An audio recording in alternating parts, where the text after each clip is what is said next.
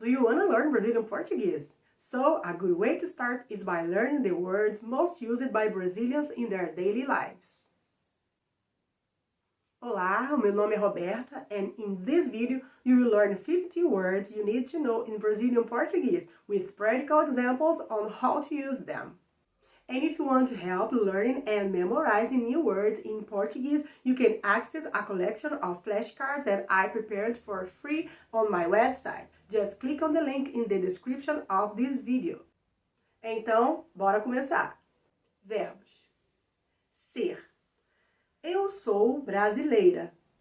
Estar. Onde você está? Ter. Eu tenho que ir ao mercado hoje. Fazer. O que você vai fazer? Dar. Dar é melhor do que receber. Pegar. Preciso pegar meu livro de volta. Ficar. Vou ficar aqui esperando. Sair. Vamos sair hoje? Poder. Pode contar comigo. Amar. Eu amo ver a chuva cair. Sentir.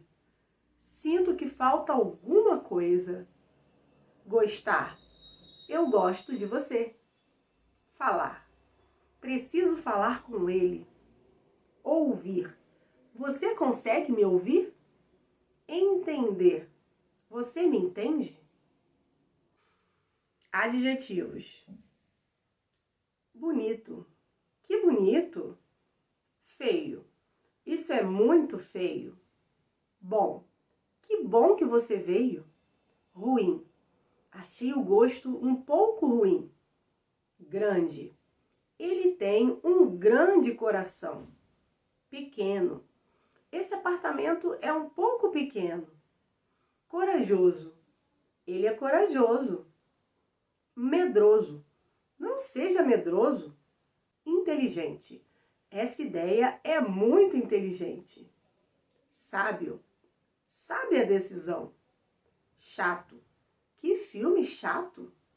Legal. Que legal. Rápido. Vem rápido. Devagar. Ele anda muito devagar. Simples. O plano é simples. Advérbios. Quando? Quando eu for ao Brasil, visitarei o Rio de Janeiro. Hoje. Que dia hoje? Depois. Vou fazer isso depois. Sempre. Você sempre diz isso. Nunca. Nunca diga nunca. Mais. O vestido está mais barato hoje. Muito. Português não é muito fácil. Já. Você já está pronta? Mesmo.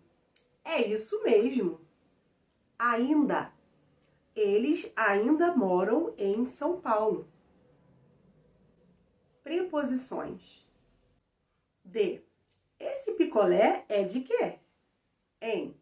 Eu estou em casa. Para. Vou viajar para Fortaleza semana que vem.